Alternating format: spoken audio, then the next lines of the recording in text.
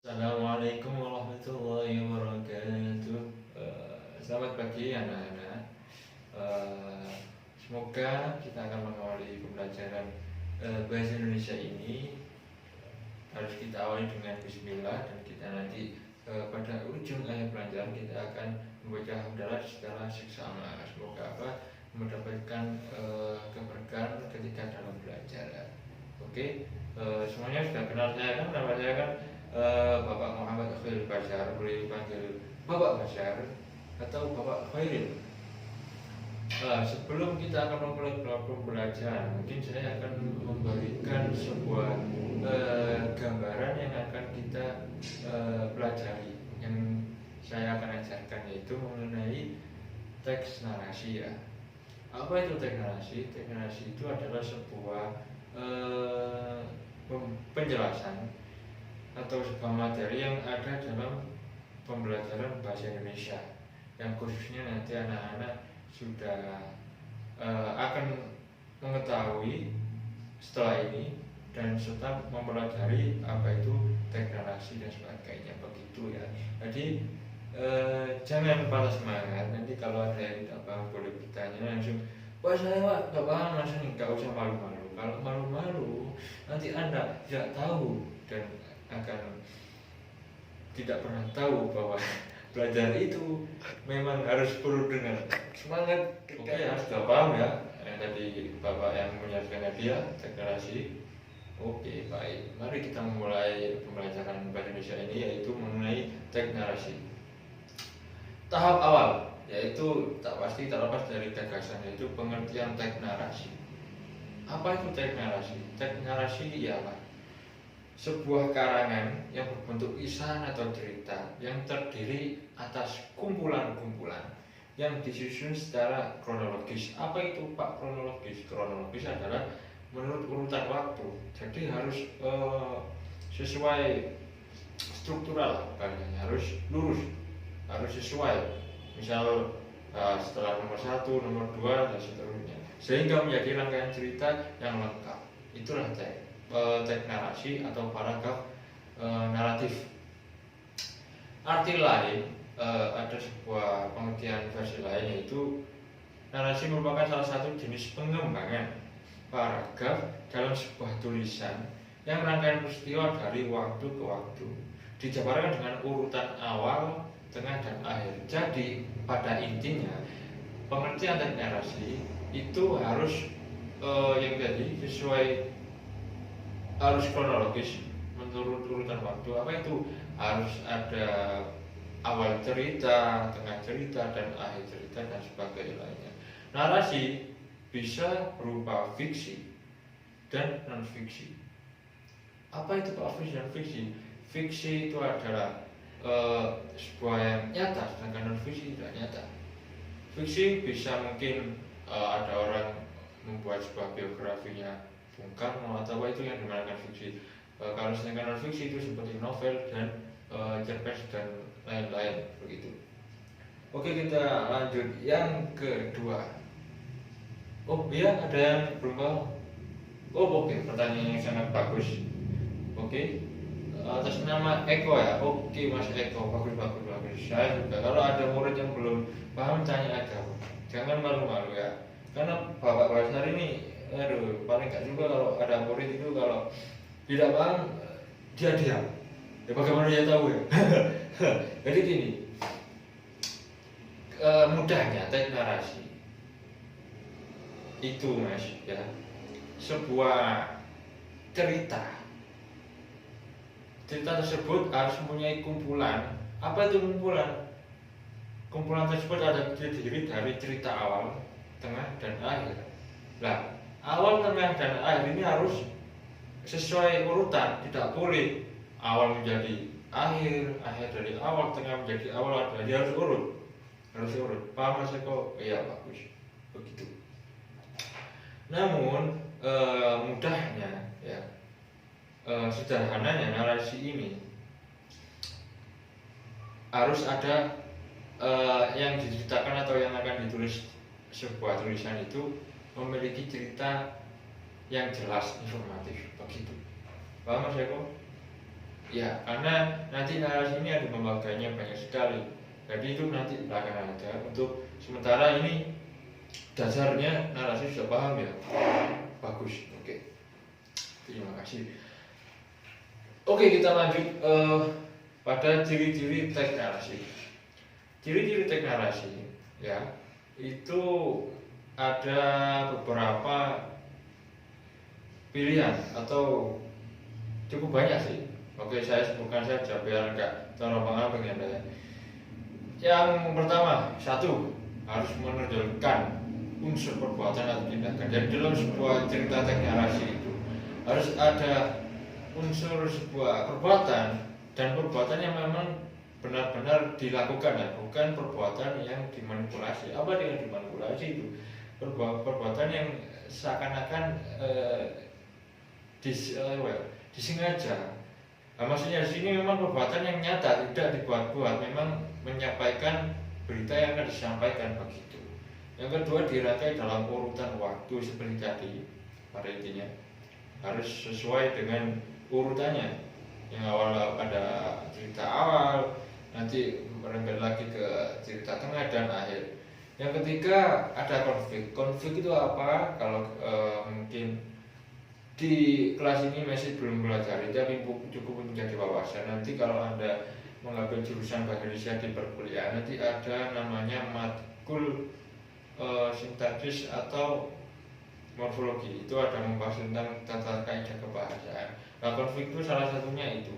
Konflik ya adalah imbuhan tunggal yang terjadi dari perpaduan awalan dan akhiran yang membentuk satu kesatuan. Beberapa konflik diantaranya ada bahannya versi, bukan versi, macam. Yang pertama konflik kean, yaitu seperti contohnya keindahan, kenyamanan. Jadi konflik kean itu salah satunya imbuhan tunggal yang terjadi perpaduan awal ke dan akhiran an. Yang kedua konflik beran, contohnya pengiriman. Yang ketiga konflik peran, contohnya pergaulan, pertemanan, penyelewengan, yaitu yang perpaduan antara awalnya per dan akhirnya an. Yang seterusnya konflik beran, contohnya perpandangan. Yang ketiga konflik senya, contohnya setidaknya, begitu ya. Yang terakhir konflik karya itu menyelesaikan atau contoh lain membubarkan, menyudutkan atau sebagai lainnya. Yang keempat, ciri-ciri teks narasi menggunakan kata ulang. Apa itu Pak kata ulang? Kata ulang ialah dalam proses pengulangan atau reduplikasi bahasa tata kaidah kebahasaan. Maksudnya namanya reduplikasi. Ialah pengulangan satuan gramatik baik seluruhnya maupun sebagian. Dalam hal ini ada yang berupa variasi fonem ataupun tidak. Paham? Masih belum? Oke Mbak Siti, kenapa yang gak paham dari mananya? Oh iya. Begini Pak, memang sulit karena setara kalian ini masih belum waktunya memang, tapi tidak apa, buat wawasan saja, jangan terlalu dipaksakan. Nanti Mbak Siti lambat laun lama-lama akan memahami maksud tersebut. Maksudnya di sini adalah kata ulang Pak, sebenarnya kata ulang. Iya, masih di teks narasi kan masih ada kata ulang. Misalnya ada cerita begini ya. Si Eko sedang bermain kelereng di depan rumah. Nah itu pada awal cerita begitu. Nanti di cerita selanjutnya kata tersebut diulang lagi. Si Eko bermain kelereng lagi di depan rumahnya sehingga ayahnya malah. Begitulah yang namanya kata ulang. Ya contoh sederhananya begitu. Nanti kalau di teks narasi judulnya nanti Mbak Siti akan mengetahui dan memahami. Oke Pak Mbak Siti, oke. Saya lanjutkan. Macam-macam pengulangan. Jadi menggunakan kata ulang, pengulangan itu ada banyak macam. Ada 5 ya. Pertama pengulangan seluruh. Kalau orang pesantren tahu, ini ada kaidahnya kalau dalam nahwu. Itu ada waw atau ada waw kul minkul, bahasa minkul itu ada.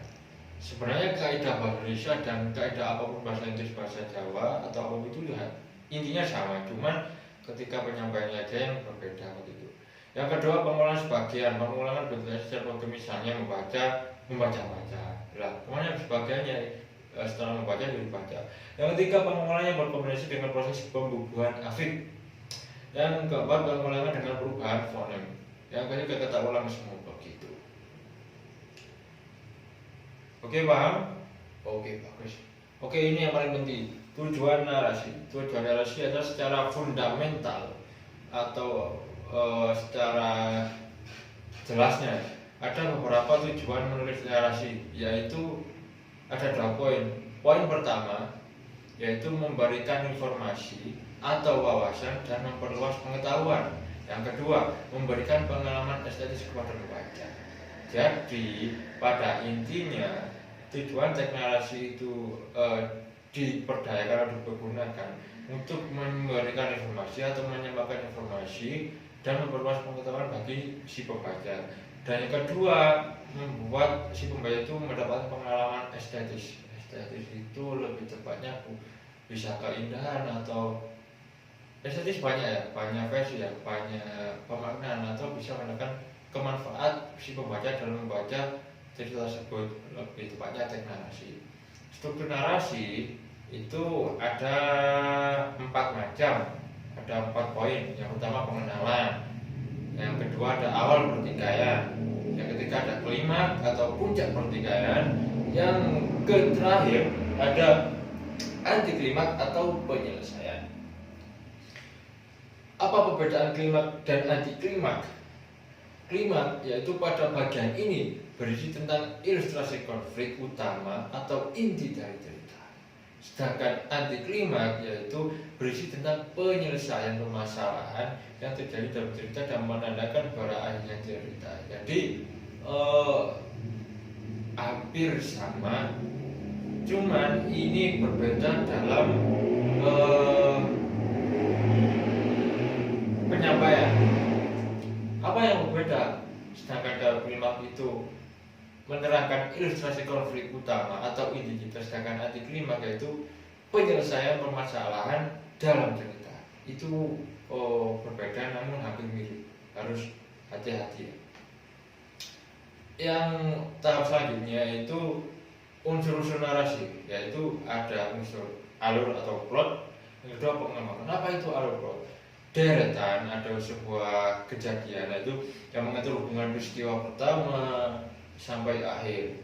Jadi dari peristiwa demi peristiwa akan saling berkaitan secara logis. Contohnya misalnya ya, si Eko berjalan dari rumahnya menuju sekolah. Setelah sampai sekolah, dia belajar dengan giat. Setelah belajar dengan giat, dia melanjut lagi bermain ke kantin. Nah, itu kan ada alur berjalan begitu, mudahnya begitu. Nanti dalam cerita contohnya ya gak sederhana itu sih. Ini cuma memudahkan untuk anak-anak ini bisa paham ya, Pak. Oke, bagus. Yang kedua pengembangan. Deretan misalnya dimulai dengan pengenalan atau pendahuluan. Ada pengenalan tokoh, isi peristiwa atau konflik antar tokoh, dan penutup penyelesaian. Yang terakhir, jenis-jenis narasi. Jenis narasi ada 4 macam. Yang pertama narasi ekspositorik. Apa itu Pak narasi ekspositorik? Narasi ekspositorik adalah narasi yang memiliki sasaran penyampaian informasi secara tepat tentang suatu kejadian atau peristiwa. Tujuannya untuk memperluas pengetahuan orang tentang kisah seorang. Contohnya seperti biografi. Jadi penulis menceritakan suatu peristiwa berdasarkan data yang sebenarnya, fakta. Misal Mbak Siti membaca biografinya Gus Dur, kayak Abdurrahman Wahid. Itu kan yang ditulis di samping itu kan sejarah biografi si Gus Dur atau beliau Gus Dur. Jadi sesuai fakta memang, misalnya kelahirannya ini atau apa, itu memang gitu ya. Itu yang namanya ekspositorik. Jadi menyampaikan peristiwa sesuai kenyataan dengan tujuan untuk memperluas si pembaca. Yang kedua, narasi artistik, yaitu narasi yang berusaha untuk memberikan suatu maksud untuk memahamkan si pembaca bahwasanya menyampaikan sebuah amanat terselubung kepada para pembaca atau pendengar sehingga tanpa seolah melihat Ketentuan ini berkaitan dengan penggunaan bahasa yang logis berdasarkan fakta yang ada, tidak memasukkan unsur subjektif dan bersifat objektif. Paham? Masih belum mungkin. Contohnya itu cerpen seperti novel. Itu kan penyampaiannya terselubung. Jadi seolah-olah itu ketika membaca cerpen kan sebuah karya sastra. Nah itu masih dalam bahasa Indonesia itu yang dibahas ini ketika Anda misalnya membaca cerita tentang beruang dari si Malakama misalnya, itu kan gak mungkin ada beruang dari daerah situ misalnya. Itu seakan-akan si membaca itu seakan berimajinasi, oh ternyata cerita ini bahwasanya memang bukan realita yang kita hadapi, namun ini diambil hikmahnya mendapatkan positif yang baik bagi pembaca begitu. Yang ketiga atau yang terakhir macam dari narasi ada narasi sugestif. Narasi sugestif adalah narasi yang berusaha untuk memberikan suatu maksud tertentu, menyampaikan suatu amanat kepada para pembaca atau pendengar sehingga tanpa seolah-olah melihat. Nah, yang sugestif ini itu lebih tepatnya sebuah penulisan yang memaksa si pembaca itu seakan-akan yang dibaca itu memang benar. Jadi sedikit subjektif, beda dengan artistik. Artistik kan lebih objektif, sedangkan yang subjektif lebih subjektif. Jadi bukan memaksakan pendapatnya, melainkan memang dia mempunyai pemahaman sendiri, ia tulis dan ia publikkan, ia sebarkan kepada orang yang berkenan ingin membaca begitu. Oke, paham semua? Nanti kalau ada yang bertanya bisa di live forum atau di live kelas ini. Oke, terima kasih. Oke, baiklah. Ini beneran tidak ada yang mau bertanya tentang teks narasi atau yang saya jelaskan tadi. Oke, baik. Kalau begitu sebelum kita akhiri, saya akan memberikan sebuah hadiah untuk kalian semua ya. Waduh, si Eko ini langsung suka ini. Hadiahnya berkelompok aja ya belajarnya, sesuai absen 3 orang. Itu membuat teks narasi sesuai kaidah yang saya terangkan tadi. Boleh kok, misal mengerjakan misalnya ada yang gak paham, langsung tanyakan saya ya, di lain waktu tanyakan saya. Dikumpulkan, saya beri waktu yang agak lama biar teman-teman di sini biar lebih enjoy lah menikmati dan memahami apa itu teknologi.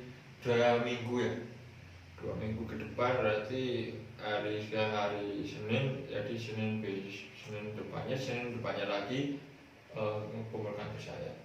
Apabila ada yang belum mengumpulkan, saya beri toleran, mungkin ada yang kurang atau apa. Yang penting harus ada komunikasi. Salah satu harus diketuai dan harus bertanggung jawab. Jadi membuat teks narasi serapi mungkin. Temanya terserah. Anda ingin membuat teks narasinya siapa, biografi atau sebuah cerpen, novel, terserah. Itu tergantung kalian. Yang penting kalian benar-benar mengerjakan dan agar lebihnya paham. Tapi yang lebih penting dalam tugas ini sih, saya menilai kekompakan dan kejujuran kalian. Karena yang lebih penting itu adalah proses, bukan akhir. Paham? Oke, baik. Terima kasih, saya akhiri. Apabila saya tadi ada yang dalam menjelaskan atau ada sedikit goyonan yang membuat hati anak-anak di sini kurang berkenan, saya minta maaf. Saya akhiri, semoga bermanfaat. Semoga kita yang pelajari hari ini mendapatkan kemanfaatan bagi kita semua, bukan bagi anak-anak, juga bagi saya. Semoga berkah dan aman sejahtera. Terima kasih. Saya Heri. Wassalamualaikum warahmatullahi wabarakatuh.